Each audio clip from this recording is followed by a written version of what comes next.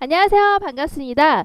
이번 시간은 한국현대문학사에서 1910년대 문학, 시문학사를 쭈르륵 보도록 합시다. 김억, 황석우, 주요안 정도가 이제 중요하다라고 볼 수가 있고요. 주요안을 특히 중요하게 보시면 될 것 같습니다. 그 중에서 우리 이번 시간에는 김억에 대해서 공부를 해보도록 해요. 왜냐면 다 했더니 너무나 길더라. 그래서 이렇게 잘랐어요. 그래서 우리가 다음 시간에는 또 이제 황석우 보고요. 그 다음 시간에 주요안 이렇게 이어서 보도록 합시다. 그럼 수업으로 들어가 보도록 할까요? 자, 그러면 한번 이제 가볍게 우리가 이제 교과서에 나와 있는 1910년대 그 시 문학에 대해서 보도록 할까요? 교과서는 278페이지를 펴시면 되고요. 보시면 1910년대, 20년대 문학 이제 저번 시간 했기 때문에 그냥 간단히 보도록 합시다. 1910년대 역시 본격적인 근대 문학의 단계로 접어들게 된다라고 했죠. 그래서 근대 문학의 특성을 지니는 첫 작품이었던 이광수의 무정이라고 하는 소설, 그리고 여기 나와 있죠. 개인의 서정을, 그러니까 개인의 초점을 뒀다는 점에서 우리가 이제 근대 문학의 단계로 접어들고 있구나라고 하는 것을 알 수가 있는 거예요. 그래서 그것을 이제 새로운 형식을 가지고 보여준 주요안의 불놀이가 주목할 만하다라고 나와 있죠. 그래서 교과서에서는 주요안의 이제 불놀이를 우리 가장 큰 1910년대 문학에서 중요하다고 보고 있는 것 같습니다. 그래서 1910년대 주요안의 불놀이가 어떤 개인의 서정을 어떤 새로운 형식으로 보여주고 있는가, 어떻게 해서 우리가 1919년도에 발표된 한국 최초의 자유시인가를 한번 같이 공부해 보도록 해요. 자, 그러면 우리가 1910년대, 20년대 시 초반의 시 문학을 같이 한번 보도록 합시다. 자, 보시면 이제 자유시의 시적 형식의 발견이라고 해서 우리가 이제 이 앞전에 우리가 한국의 시 같은 경우에는 우리 가사, 시조 뭐 이런 걸 생각해 보시면 딱딱한 그런 형식 속에 갇혀 있었잖아요. 그런데 이제 이때가 되게 되면은 1910년대, 20년대 이제 들어오게 되면서 근대 문학의 단계로 점차 접어들게 되죠. 자, 그러면서 이제 여러 가지의 이제 현대 시의 모습이 바뀌게 됩니다. 그래서 우리가 이제 1900 어떤 이제 10년대, 20년대 이제를 묶어서 생각을 해보면 이제 그때로 들어서게 되면서 특히 이제 3.1 운동의 결과로 우리가 이제 어떤다고 그랬어요? 이제 문학 잡지가 다수 발간될 수 있게 됐다고 했잖아요. 더 이상 이제 식민 정치를 좀 더 이제 강압적으로 하지 않고 좀 풀어졌잖아요. 그러면서 다수의 이제 문학 잡지가 발간이 됐고 그러면서 동인지도 발간이 되고 이런 일이 발견이 되게 됐었죠. 그러면서 이제 한국의 근대시가 이제 서구의 그런 사상들을 받아들이게 되면서 이제 좀 다른 모습, 이제 좀 더 이제 근대시로 현대로 다가가는 모습을 보이게 됩니다. 그래서 보시면 한국의 이제 근대시 같은 경우에는 개화 개몽 시대, 이 앞전에 개화 개몽 시대 전통 시가에 근대적으로 변해가는 과정을 통해서 어떻게 바로 시적 형식이 고정됐던 것을 탈피하고 좀 더 자유롭게, 그리고 시 정신도 좀 더 자유롭게 표현하고 기법적인 여러 가지 실험을 그 시 속에 얘기를 하면서 좀 더 자유시의 형태로 발전되어 가고 있는 모습을 보이게 됩니다. 1910년대에서 이제 20년대 전체를 보게 되면은 점차 자유시의 형태로 발견되어 가고 있는 것을 알 수가 있어요. 특히 우리가 이제 3.1 운동을 전후해서 새로운 시, 이런 그 새로운 자유시의 형태, 새로운 표현, 새로운 기법적인 실험, 이런 것들을 우리가 이제 주도한 인물은 바로 김억이라든가 황석우라든가 그리고 백대진 등을 들 수가 있어요. 특히 이제 이들은 일본 유학을 통해서 근대적인 교육을 받았겠죠. 당시 일본 유학을 통해서 여러 가지 서구의 사상들을 받아들였으니까요. 그래서 그것을 이제 문학에 이제 받아들이게 된 거예요. 그래서 특히 이제 김억과 황석우, 백대진들이 이제 그런 이제 일본 유학을 통해서 근대적인 교육을 받았던 것을 이제 문학에 쏟으면서 새로운 시 운동을 주도하게 됩니다. 특히 청춘이라든가 학지광이라든가 그런 잡지를 통해서 문에 대한 자신의 그런 생각들을 발표를 하고 그러면서 글쓰기 활동을 시작을 했고요. 특히 이제 태서문의 신보라는 것이 있는데요. 우리가 이제 태서문의 신보라고 한다면 우리가 이제 한자를 한번 볼까요? 한자 한번 보시면 봐요. 이제 클태자죠. 서가 어때요? 선형서죠. 그러니까 큰 서양. 그리고 문예는 말 그대로 이제 문학과 예술이겠죠. 새로운 보 여기 나와 있죠. 그래서 보시면 태서라고 하는 것부터 큰 서양의 이제 문학이나 예술들을 이제 새롭게 이제 소개하는 것이었습니다. 그래서 보시면 김억가, 이일, 장두철 등이 중심이 돼서 어때요? 중요한 포인트는 이제 서구 문해를 소개했다는 거예요. 서구의 사상, 그러니까 서구의 이제 문학 사상이라든가 예술 사상 등을 바로 소개했던 그런 잡지가 바로 태서문해신보라는 것입니다. 아시겠죠? 그러다 보니까 이제 이걸 통해서 어때요? 이렇게 보시면 여기 나와 있죠?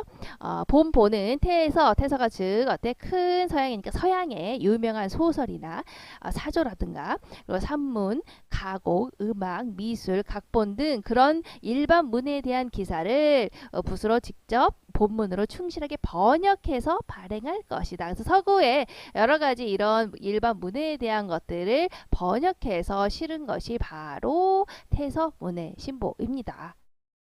자, 근데 이 바로 태서문해신보에 바로 무엇이 소개가 되냐? 바로 프랑스의 상징주의가 소개가 되고요. 이때 이제 프랑스의 상징주의가 우리 시단에 들어오게 되면서 여러 가지 영향을 끼치게 된다라는 것을 생각하시면 될 것 같아요. 자, 우리가 상징 같은 경우에는 중학교 때 배우지 않았습니까? 우리가 상징 뭐였죠? 상징. 우리가 어떤 것을 빗대서 표현을 할 때 자, 원관념이 있고 자, 보조관념이 있죠. 근데 비유 같은 경우에는 우리 어때요? 원관념과 보조관념을 같이 두 개가 드러나게 표현을 하잖아요. 그렇죠? 자, 그래서 우리가 뭐를 빗대서 표현했는지 우리가 비유 같은 경우에는 금방 알 수가 있어요. 너는 달처럼 둥근 얼굴을 가졌구나. 달같이 둥근 얼굴을 가졌구나. 이렇게 하게 되면은 어때요? 둥근 얼굴이 원래 표현하고자 했던 것이고 이제 달이 바로 이제 빗대서 표현을 한 것이죠. 그래서 거기에는 원관념과 보조관념이 그대로 두 개가 이어져서 표현이 됐기 때문에 무엇을 보조관념으로 표현했는지를 우리가 알 수가 있어요. 자, 그런데 상징 같은 경우에는 어떠냐? 바로 원관념이 드러나 있지 않고 보조관념만 드러나는 거예요. 예를 들어서 사랑이라고 하는 것을 내가 원래 표현하고 싶답니다. 원관념이에요. 자, 그런데 보조관념으로 자, 이런 기호를 썼다라고 생각해보세요. 하트라는 기호를 썼어요. 자, 그런데 우리가 원관념과 보조관념이 같이 붙여져서 표현이 되어 있다면 이 하트는 사랑을 의미하는 거구나 라는 것을 금방 알 수가 있지만 우리가 상징 같은 경우에는 어떻습니까? 바로 원관념이 드러나 있지 않고 하트만 달랑 나와 있는 거예요. 자, 그렇게 되면 어떻게 됩니까? 해석을 하게 되죠. 이건 과연 무슨 의미일까? 이건 과연 무슨 의미일까? 라고 하고 우리가 여러 가지 맥락을 통해서 사회문화적인 상황 뭐 이런 것들을 통해서 해석을 해보죠. 자, 우리 이거 어디서 많이 보지 않았습니까? 여러분들 어때요? K-팝에서 뮤직비디오가 나오게 되면 여러 가지의 상징이 나오잖아요. 그거 보시면 여러 가지 보조관념들이 던져지게 돼요. 갑자기 뭐 보게 되면 하트가 나온다든가 뭐 십자가 모양이 나온다든가 갑자기 호랑이가 나온다든가 그러면 어때요? 그걸 보고 팬들은 해석을 하죠. 저거는 무슨 의미일 거야? 저거는 무슨 의미일 거야? 라고 원관념을 추리하게 되죠. 자, 이렇게 이런 것이 바로 우리가 상징이 되는 것입니다. 상징이라는 것은 바로 이제 빗대서 표현하고 했지만 원관념이 드러나 있지 않고 보조관념만 드러나 있는 것을 우리가 상징이라고 하죠. 자, 이게 바로 이 상징이 바로 문학의 어떤 사조로 등장하게 된 게 바로 상징주의라고 보시면 돼요. 근데 이제 우리가 이제 조금 다른 것은 이제 서양 같은 경우에는 이제 무엇이 무엇의 반발로 일어나는 그런 경우가 많아요. 그래서 상징주의 같은 경우는 이전에 있었던 사실주의나 자연주의에 반발을 했어요. 사실주의는 사실 있는 그대로 표현을 하는 것이겠죠. 자연주의는 좀 더 자연적인 입장에서 우리가 좀 더 이성적인 입장에서 표현을 하는 것이겠죠. 그걸 반발해서 나온 게 우리가 상징주의였어요. 하지만 이제 그런 식으로 이제 어떤 사조의 반발, 어떤 사조와 비교를 해서 설명을 할 수 있는 게 이제 서구의 이런 문해 사조라면 우리 같은 경우는 아까 봤잖아요. 태서문해신보 같은 거라든가 이런 식으로 우리가 서구의 그런 사상들이 소개가 되면서 이런 게 있대. 상징주의라는 게 있대. 낭만주의라는 게 있대. 퇴폐주의라는 게 있대. 라고 하면서 산발적으로 들어오게 되고요. 그래서 우리나라에서 보이는 그 문학 작품이나 문화 사조에서 보이는 거는 무엇이 무엇의 반발로 무엇의 흐름을 타고 나타났다고 여러분들이 이해를 하시면 굉장히 헷갈릴 거예요. 그냥 한 번에 있네 이렇게 상징주의라는 게 있대 하고 상징주의 쭉 나오고 야 낭만주의라는 게 있대 하면서 낭만주의가 쭉 나오고 이런 식이기 때문에 여러분들이 어떤 이제 서구의 문해사조처럼 어떤 흐름을 타고 왔다기보다는 이제 이런 것들이 유입이 되면서 좀 동시다발적으로 막 생겨난 경향이 있다라는 것을 기억을 하시고 보시면 돼요. 그래서 여러분들 어떤 흐름을 탔다기보다는 막 이렇게 들어오면서 새롭게 막 유입이 되면서 산발적으로 이렇게 소개가 됐구나. 그런 식으로 이해를 하시면 좀 더 그렇구나라고 좀 더 이해하기가 쉬울 것 같아요. 그래서 이제 흐름을 타고 이해를 하시면 조금 헷갈릴 수 있다는 거. 그래서 어쨌든 한국의 이제 이런 근대시는 서구의 이제 문해 사상을 기반으로 형성이 됐죠. 이제 상징주의 같은 경우에 방금 얘기를 했죠. 그게 이제 상징인데 우리가 특히 우리 이 상징주의 같은 경우에는 이 앞전에 원래 이제 서구에서는 자연주의라든가 사실주의의 반발로 나타났어요. 사실주의 있는 그대로 표현을 한다든가 이제 과학적인 실증주의 이제 이런 것들이 팽배하던 시절에 좀 더 이제 19세기에 들어서게 되면서 이제 그런 것들이 제국주의라든가 식민주의 가 확산이 되면서 이제 불안을 야기하게 된 거죠. 이제 그러면서 그에 대한 반발로 나타난 게 이제 상징주의라고 보시면 됩니다. 자, 그 상징주의 같은 경우에는 아까 말했듯이 원관념, 보조관념 이런 거 얘기를 했잖아요. 그래서 특히 이제 무엇에 특히 이제 두고 있냐면 우리가 이제 플라톤의 이데아 사상을 기반으로 두고 있다라고 얘기를 해요. 그래서 우리가 이 플라톤의 이데아는 뭐예요? 이데아라고 하는 절대 불변의 완벽한 세계가 있다고 생각을 하고 현실은 그것을 좀 모방한 세계다. 그래서 좀 불완전한 세계다라고 얘기를 하죠. 그래서 이 상징주의에서는 바로 이 완벽한 그러니까 책상이라고 한다면 이데아에 있는 책상은 아주 완벽한 흠이 하나도 없는 그 완벽한 책상의 모습인 거예요. 하지만 이제 현실 세계에 있는 책상은 이제 이데아의 책상보다는 좀 흠이 많은 결함이 있는 존재로 얘기를 하는 게 이제 플라톤의 사상이죠. 근데 이 상징주의 같은 경우에는 바로 이 어때요? 이 완벽한 이데아에 있는 이 책상을 바로 현실 속에 구현하고자 했다. 현실 속에 나타내고자 했다. 이것이 이제 문학에 들어온 게 이제 상징주의라고 할 수가 있죠. 그러다 보니까 우리가 어때요? 이 완벽한 세상을 나타내는데 원관념이 드러나지 않고 보조관념만 드러나서 표현을 하고 있잖아요. 그래서 우리가 상징주의 같은 경우에 이제 뮤직비디오 같은 경우에 보게 되면 어때요? 케이팝 뮤직비디오 보게 되면 보조관념만 나열이 돼 있기 때문에 뭔 말이야. 그렇죠? 헷갈린다. 뭔가 애매모호한 그런 모습을 띠고 있는 거. 이게 바로 상징주의의 특징이라고 볼 수가 있죠. 그리고 이 앞전에 이제 사실주의나 우리가 이제 자연주의 반발로 나타났다고 했잖아요. 사실주의나 자연주의는 있는 그대로의 뭔가 과학적인, 실증적인 그런 모습을 띠고 있다면 상징주의는 보다 어때요? 이제 좀 개인의 내면을 좀 더 들여다 보는 것이 바로 상징주의의 특징이라고 보시면 돼요. 그러니까 뭔가 빗대서 표현을 했는데 보조관념을 표현을 했는데 이 원관념이 뭔가 개인의 내면 이런 쪽에 좀 더 치중을 했다라는 게 이제 상징주의의 특징이라는 거죠. 근데 그러면 개인의 내면 어때요? 이건 뭐야? 근대하고 연결이 된다라는 걸 알 수가 있겠죠. 우리가 근대에서 뭐라고 했습니까? 바로 개인의 자아를 중요하게 여기는 것이 근대적인 특징이라고 했잖아요. 바로 그게 어때요? 상징주의로 표현이 된 것이죠. 그래서 우리가 이제 이 상징주의가 들어오게 된 것을 보고 단순한 그런 문해사조가 들어왔다라고 보기보다는 우리 근대성의 핵심은 뭐였어요? 바로 근대적인 나의 모습, 내면의 자아를 드러내는 것이죠. 이제 그것을 드러내는 것에 상징주의가 좋은 영향을 미쳤다.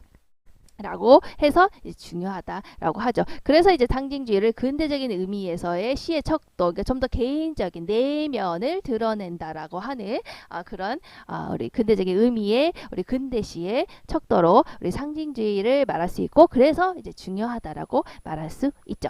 자, 이 상징주의가 이 당시에 이제 소개가 되게 됩니다. 태서 문해 신보를 통해서 우리가 소개가 되고요. 바로 이제 태서 문해 신보에 프랑스의 상징주의 시단과 서구시를 번역 소개하게 되면서 자, 이 상징주의가 바로 문학에 들어오게 되면서 자유시의 성립, 개인의 내면을 중시하는 그렇죠? 그런 것들이 확립하는 데 기여하게 되죠. 참고로 이제 프랑스의 상징주의 같은 경우에는 러시아로, 프랑스의 원래 이제 상징주의였는데 이제 그게 이제 러시아로 퍼지게 되면서 이제 유행을 하게 됩니다. 특히 이제 대표적인 이제 프랑스의 그런 상징주의 시인으로서는 보들레르라든가 베를렌이라든가 랭보라든가 말라르베 같은 경우가 있는데, 특히 이제 보들레르의 악의 꽃 같은 거 한번 읽어보시면 좋을 것 같아요. 한번 추천. 그렇죠? 그래서 김억이라든가 이제 황석우라든가 백대진 같은 경우가 이제 보들레르, 베들렌 등의 프랑스의 상징주의 시와 이론을 번역해서 소개를 했고요. 김억 같은 경우에는 이제 요구와 회환이라는 것에 바로 이제 보들레르의 베를렌의 양녀, 베를렌의 시편을 소개를 했던 상징주의의 그런 시편들을 소개했다라는 거예요. 그리고 이제 역시 백대진도 최근에 태서문단이라고 하는 곳에서 상징주의의 어떤 개념을 소개하게 됐고요. 그리고 황석우 같은 경우에는 시화라는 곳에서 바로 상징주의를 바탕으로 한 최초의 시론을 시에 대한 자신의 생각들을 평론으로 이렇게 나타내게 됩니다. 그래서 어떤 이 분들이 바로 이제 바로 상징주의의 프랑스의 상징주의를 들여왔고 이제 그것을 소개하게 되면서 좀 더 우리나라에 그게 수용이 되면서 우리나라에 영향을 미치면서 좀 더 이제 근대시로 다가가게 되는데 영향을 미쳤다라는 것을 알 수가 있죠. 그리고 이 앞전에 바로 뭐 있었습니까? 최남선의 신체시라는 게 있었죠. 근데 신체시 같은 경우에는 최남선은 혼자만 썼던 거고요. 그런 시적 형식의 실험 같은 거였죠. 그래서 이 당시에 우리가 생각을 할 경우에는 최남선의 신체시 같은 경우에는 어떤 시적 형식의 실험을 보였던 초기 단계의 형식적 실험이라고 볼 수가 있고요. 우리가 이제 이 시기에 이제 1910년대, 20년대 들어서게 되면서 김억 황석우가 바로 들어왔던 그런 서구의 상징주의 같은 경우에는 태서문의 신보를 통해서 이제 번역해서 우리가 받아들이게 되면서 단순히 이제 외래적인 시의 형식을 받아들인 거에 지나지 않고 그것을 우리 것으로, 그러니까 상징주의를 이제 우리 것으로 받아들이게 된 거죠. 그러면서 좀 더 새로운 시적 형식의 가능성에 도전했다라는 점에서 의의가 있습니다. 그 상징주의 같은 경우에는 어떻게 보면 원관점이 드러나 있지 않기 때문에 굉장히 우리가 생각을 많이 해야 되는 거죠. 그러면서 그런 시의 여러 가지 표현이라든가 기법이라든가 이런 것들이 한 단계 발전했구나라는 것을 알 수가 있습니다. 그럼 우리가 이제 김억을 한번 같이 살펴보도록 할까요? 어쨌든 이제 김억 같은 경우 우리가 이제 황석우 주요안에서 결국 주요안을 좀 더 중점적으로 보실 텐데요. 어쨌든 김억부터 시작을 해서 우리 이제 근대 자유시에 대한 것들이 열어지고 있구나라는 식으로 생각을 하시면 될 것 같아요. 김억도 이렇게 찾아보시면 일제강점기 때 이렇게 나왔죠. 이런 건 저술한 시인이고 문학평론가이자 친일 반민족 행위자로서 역시 또 좋지 않은 과거를 가지고 있답니다. 그래서 이분 같은 경우에는 보시면은 보통 이제 오산학교에 들어가서 졸업을 했죠. 그래서 여기 오산중학을 거쳐가지고 일본에 있는 게이오 으스 문과를 이제 중퇴를 했고요. 쭉 보시면 뭐 교사로 이제 부임을 했었어요. 그래서 오산중학을 거쳐서 우리가 오산중학 및 평학 숭덕학교에서 교편 생활을 했었어요. 그래서 교사로 이제 부임을 하셨고요. 그래서 이분의 이제 가장 그 좀 우리가 이제 근대시에서 중요한 업적이다라고 생각하는 거는 이제 태서문의 신보에서 이제 상징주의, 아까 얘기를 했죠. 프랑스 상징주의 시를 번역해서 소개하면서 우리가 이제 서구의 이제 그런 외래적인 시적 형식을 우리나라식으로 이제 토착하는 과정. 을 통해서 새로운 시적 형식의 가능성에 도전했다라는 점이 이제 가장 큰 의의라고 볼 수가 있습니다. 결국에 이제 그것들이 우리 나중에 이제 근대시로서의 그런 모습을 보여주게 되는 것이죠. 그래서 그 문을 열었다라는 겁니다. 그래서 쭉 보면 이제 이건 나중에 쭉 할 텐데 결과적으로 이분은 쭉 있다가 한국 전쟁이 일어났을 때 여기였죠. 한국 전쟁 때 피난하지 못하고 서울에 그대로 남아 있다가 납북이 되셨습니다. 뭐 대충 이 정도로 보고요. 이제 이분의 의의를 한번 보자면 이제 서구시나 이제 시론을 번역해서 소개하고 본인의 또 시를 창작함으로써 한국의 초기에 이제 시단을 이끌어 갔습니다. 그래서 김억 같은 경우에는 태서문의 신보 앞에서 설명했던 태서문의 신보, 우리가 서양이겠죠, 서자가. 그래서 이 태서문의 신보의 창간의 때와 같이 해서 본격적인 창작 활동을 시작을 했어요. 그래서 태서문의 신보에는 이제 프랑스의 상징주의 시인이었던 폴 베들렌의 시를 주로 이제 번역해서 수록했고, 그러니까 프랑스 상징주의 시인의 시를 여기에서 주로 이제 번역해서 이제 수록을 했죠. 그리고 여기에 또 자신의 창작시인 봄이라든가 봄은 간다, 북방의 따님, 악군 등과 같은 작품을 발표하고 있는데요. 우리가 이제 좀 관심 있게 봐야 되는 것은 나중에 이제 봄은 간다 정도만 보시면 될 것 같아요. 그래서 이제 그렇게 우리가 나타내고 있는데 이런 이제 김억의 그 작품을 보게 되면은 앞에서 우리가 이제 최남선이 보여줬던 신체시 있었죠. 시적 형식을 실험했었던. 그런데 최남선 같은 경우에는 이제 기존에 있었던 가사나 시조 같은 기존 시가 양식의 근거에서 시적인 작업을 전개를 했었지만요. 김옥 같은 경우에는 방금 뭐라 그랬어요? 이렇게 서구 근대시 를 바로 이제 체득하게 됐죠. 일본의 유학 과정에서 이제 그런 자기가 일본의 유학 과정에서 이제 체득하게 된 서구 근대시에 대한 이런 번역과 이런 걸 하게 되면서 아 이런 형식이 있구나. 서구 근대시 형식에 대한 관심에서 끝나지 않고 이제 그것을 번역하고 자신의 것으로 받아들이면서 우리나라화, 토착화의 과정을 통해서 새로운 시적인 형식의 가능성에 도전했다라는 것이 좀 차이점이라고 보시면 됩니다. 그래서 이제 그런 점이 이제 가장 큰 문학사적인 의의를 가지고 있다. 이렇게 정리를 하시면 될 것 같아요.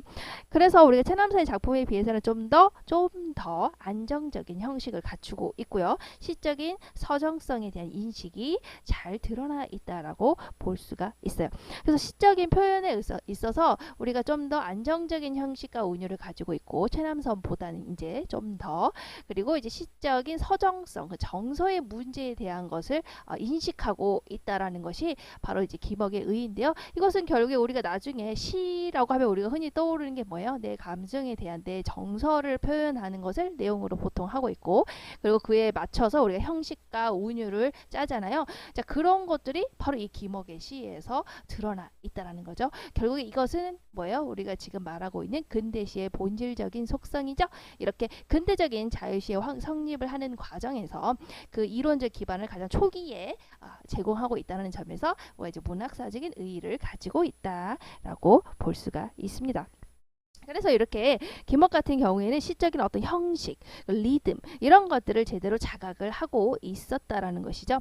그러다 보니까 자기가 이제 뭐 예를 들면 이제 뭐 김억의 초기 시 같은 경우를 보게 되면은 이전에 이제 최남선은 가사나 시조 같은 기존의 시가 양식에 근거해서 자신의 시를 썼지만 김억 같은 경우에는 이제 서구의 근대시 형태에 관심을 가지게 되고 리듬, 운율, 정서 이런 거에 관심을 가지면서 그걸 자신의 시에 표현을 했잖아요.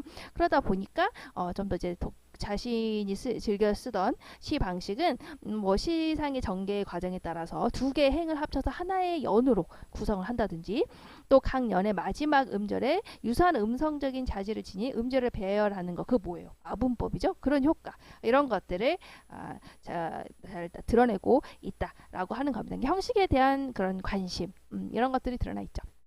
그리고 그런 자신의 관심은 자기가 이제 받아들인 서구 근대시를 번역하는 과정에서도 드러나 있었다고 해요. 그래서 어떻게 하면 이제 서구 근대시를 번역하면서 시행의 길이와 호흡을 어떻게 할 것인가 번역하는 과정에서 강에게 리듬을 어떻게 할 것인가 형식을 지금 생각하다 보니까 그렇죠? 시적인 여운을 살릴 수 있는 아분의 시령 같은 걸 어떻게 번역하면서 드러낼 수 있을까라는 것에 좀 집착을 보이고 있더라. 그렇구나 이렇게 보시면 될 것 같아요. 그래서 어쨌든 김억 같은 경우는 시적인 형식, 리듬 이런 거에 대한 인식이 잘 있었고요. 또 이제 이분이 쓰신 글을 보게 되면은 예술의 개별성에 대한 인식이 드러나 있어요. 우리 그 소설사에서 이광수가 바로 그렇다라고 했죠. 예술은 독자적인 것이다. 개별적인 것이다. 라고 했죠.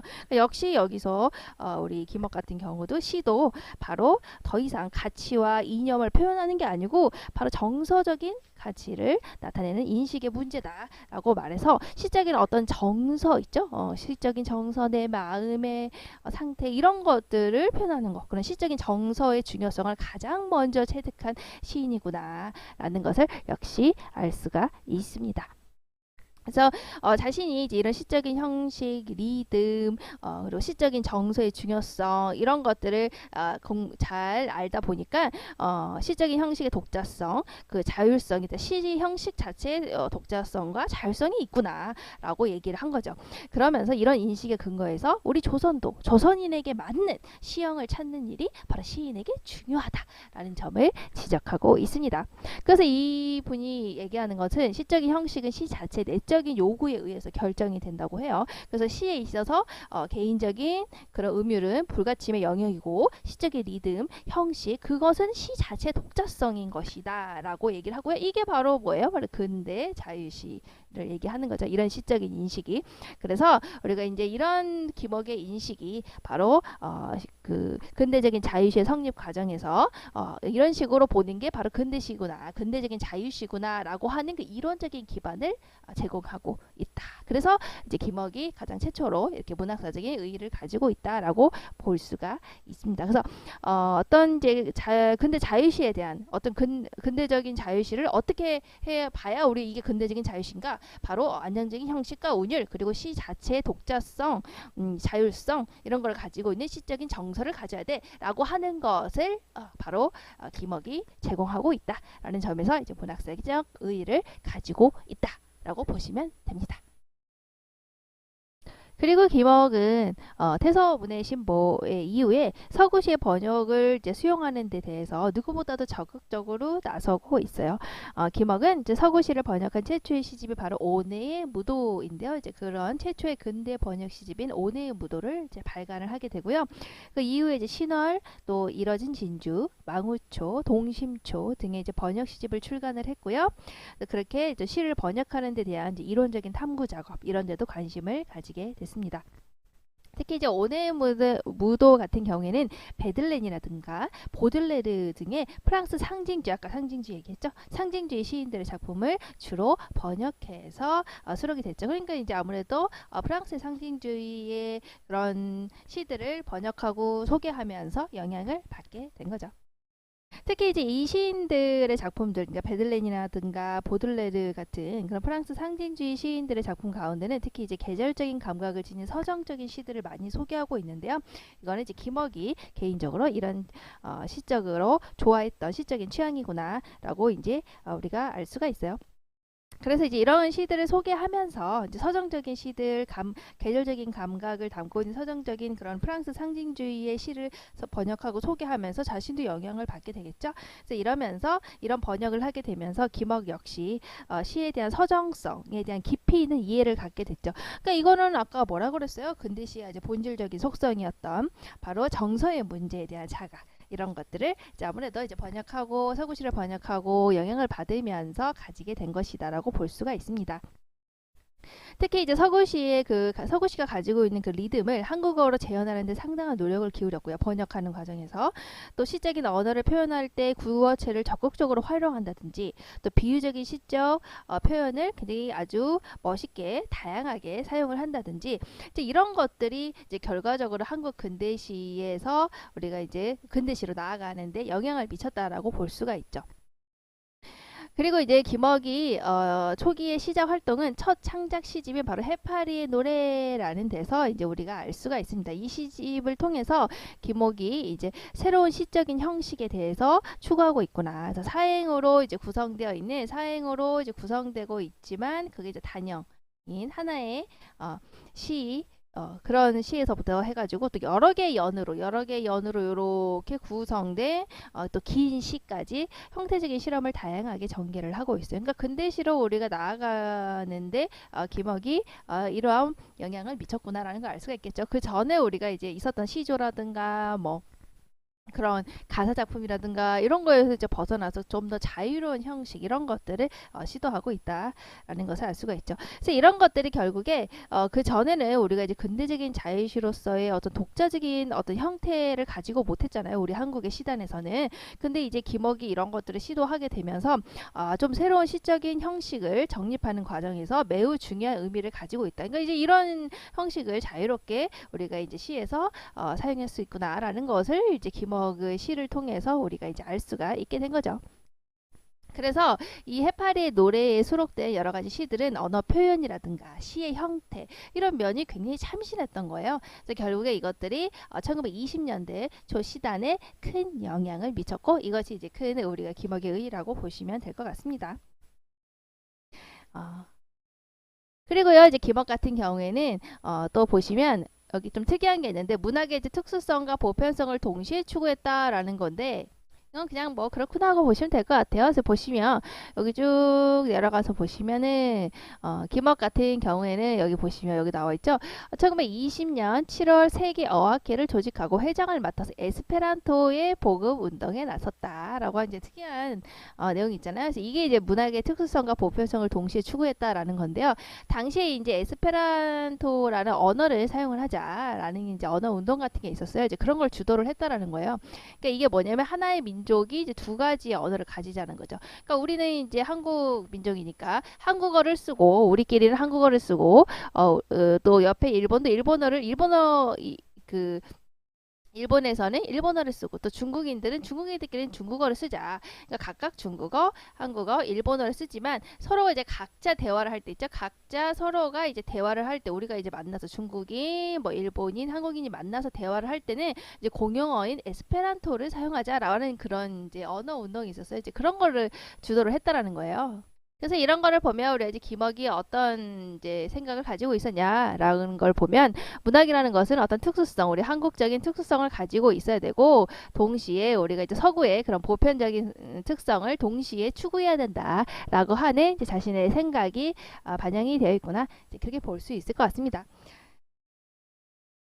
그리고 1920년대에는 폐허의 동인으로 참여를 해서 활발한 또 작품 활동을 전개했다라고 볼 수 있어요.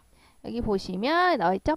1919년 2월부터 1921년 5월까지는 창조의 동인이었고요. 또 1920년 7월부터 1921년 5월까지는 폐허의 동인으로서 이렇게 활동을 하고 있었다.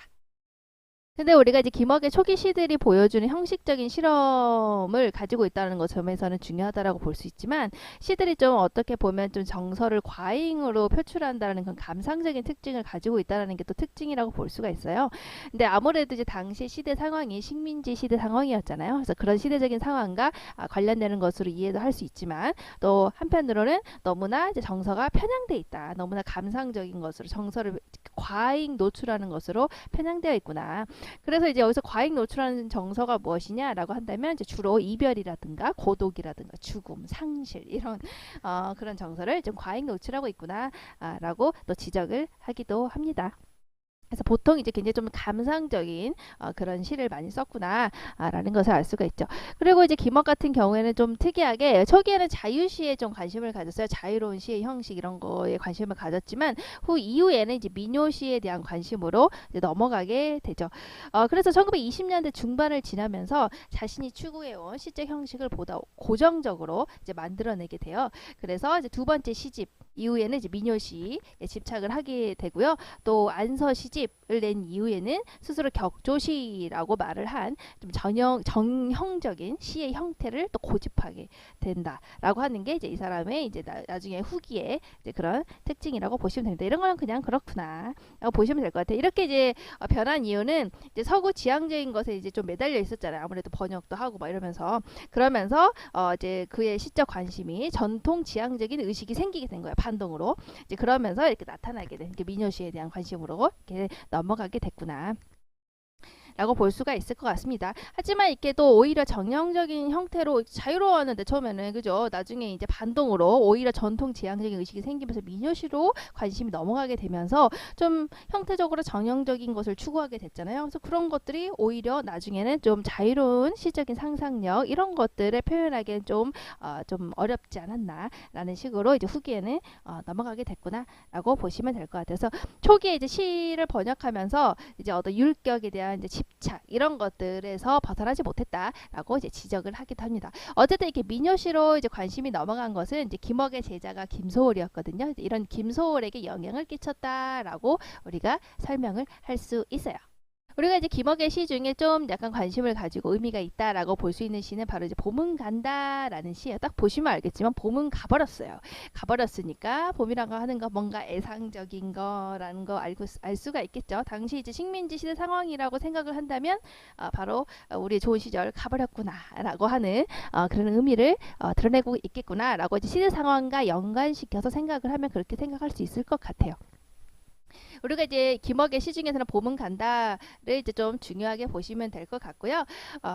이게 중요하다는 이유는 바로 이제 김억이 역시 아까 한국 근대시에서 여러 가지 중요한 의의를 가지고 있다라고 했잖아요. 가장 이제 근대시의 본질적인 속성을 제일 먼저 이렇게 수용하면서 제 새로운 가능성에 도전한 그런 사람이다라는 점에서, 그래서 이 시 역시 한국의 근대시에서 중요한 의미를 가지고 있어요. 왜냐하면 자유시에 한층 한층 가까워지고 있다라는 것을 잘 보여주고 있기 때문이죠. 그래서 봄은 간다 한번 볼까요? 김억의 시 역시 태서문의 신보 이렇게 있고요. 자, 밤이 도다 봄이다. 밤만도 애달픈데 봄만도 생각인데 날은 빠르다. 봄은 간다. 깊은 생각은 아득이는데 저 바람에 새가 슬피 운다. 검은 내 떠돈다. 종소리 비낀다. 말도 없는 밤의 설움, 소리 없는 봄의 가슴. 꽃은 떨어진다. 님은 탄식한다. 딱 보시면 알겠지만 굉장히 좀 슬픈 그런 느낌의 시라는 것을 역시 알 수가 있겠죠. 독백체로 표현을 하고 있고요. 내가 스스로 얘기하는 독백체로 표현을 하고 있고, 어떻게 보면 좀 간단한 구조죠. 이걸 통해서 어떤 개인의 정석, 내가 애달프다, 내가 슬프다, 내가 서럽다, 뭐 이런 자신의 주관적인 정서를 절박하게 표현하고 있다라는 것을 우리가 알 수가 있어요. 그래서 보면 알겠지만 우리가 바라게 밤이다, 지금 밤이라든지, 그리고 이제 또 보시면 뭐 바람 있죠? 바람에 슬피 운다라고 하는 이제 바람이라든가, 또 검은 내라든가 이런 것들을 봤을 때 굉장히 어둠의 이미지, 이런 것들이 나타나 있고요. 또 애달프다라고 하는 자신의 이제 정서, 또 새도 슬피 운다라고 하는 거, 또 어때요? 밤은 또 서러워요. 또 서럽다라든가, 또 꽃이 있는데 꽃은 또 떨어지고 말아요. 그렇죠? 떨어진다. 그리고 또 님은 탄식을 해요. 이제 이런 것들을 봤을 때 굉장히 슬픈 느낌의 시라는 것을 알 수가 있죠. 그래서 역시 이제 이게 무엇을 말하는 것인가에 대해서 우리가 이제 뭐지 이렇게 하겠지만은 왜 그럴까요? 이게 시어가 이제 상징적이기 때문이죠. 상징 뭐라고 그랬어요? 보조관념만 드러난다고 했죠. 원관념 없어요.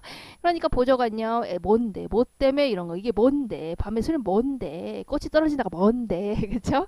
자, 그래서 이렇게 상징적으로 시를 상징적으로 자신의 이런 주관적인 정서를 드러내고 있구나. 그리고 사물을 이렇게 연세를 하고 있죠. 그러면서 좀 상징주의의 그런 몽롱함, 또 슬픈 느낌, 이런 것들을 드러내고 있다라는 것을 알 수가 있죠. 그러니까 상징주의 시 같은 경우가 이렇게 뭔 말이야 싶은 시예요. 왜냐면 이제 보조관념만 드러내고 있기 때문이죠. 근데 보통은 우리가 이제 시대 상황과 연결을 시켜서 어때요? 1920년이라는 식민지 시대 상황과 결부시켜서 보통은 작품 분석을 하게 됩니다.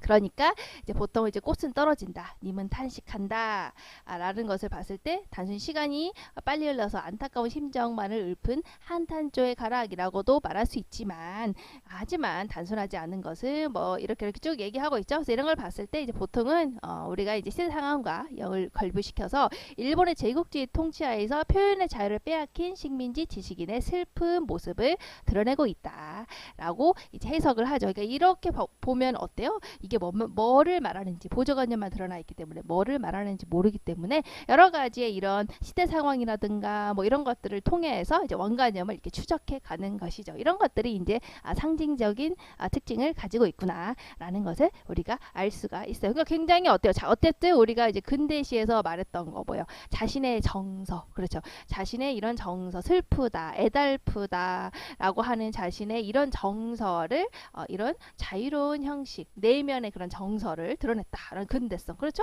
또 이런 자유로운 형식 보시면 알겠지만 여기 보시면 알겠지만 밤이도다, 뭐 봄이다, 이렇게 이음보의 가락으로 빨리 읽히는 그런 형식을 가지고 있다든가, 빨리 간다라는 것을 이렇게 속도감을 드러내기 위해서 이렇게 이런 형식을 썼다든가, 이런 것들을 봤을 때 굉장히 좀 자유로운 이런 형식으로 정형적인 그 이전에 시조나 가사에서 보여줬던 뭐 3434, 3543 이런 전형적인 율격을 거부하고 시적 화자가 느끼고 있는 그런 상실의 그런 느낌, 애달픈 감정, 주관적인 정서, 절박한 마음, 그런 것들을 이런 자유로운 형식으로 드러내고 있다라는 점에서 한국 근대시에서 중요한 의미를 가지는 시이다라고 보시면 될 것 같습니다. 그래서 우리가 이제 자유시에 이제 한층 가까워지고 있다라는 점에서 이제 봄은 간다라는 시가 한국 근대시에서 중요한 의미를 가지고 있구나, 이렇게 알 수가 있겠죠. 네, 여기까지 하시면 수고하셨습니다. 우리 이번 시간에 김억에 대해서 알아보는 좋은 시간이 됐을까요?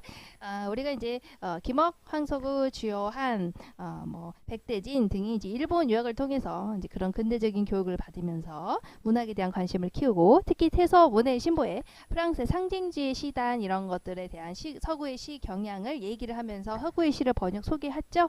이제 그러면서 우리 어때요? 서구 근대시에 대한 새로운 인식 이런 것들을 통해서 우리도 이런 식으로 해야겠구나 라고 한 새로운 시의 형식의 가능성 바로 근대시로 이제 다가가고 있다라는 것을 알 수가 있겠죠. 이제 그런 점을 잘 주목해서 보시면 보시면 될 것 같아요. 자, 그러면 우리가 다음 시간에 이제 황석우 하고요. 그 다음 시간에 지혜화 하도록 합시다. 다음 시간에 이제 황석우로 만나도록 해요. 다음 시간에 만나요. 안녕.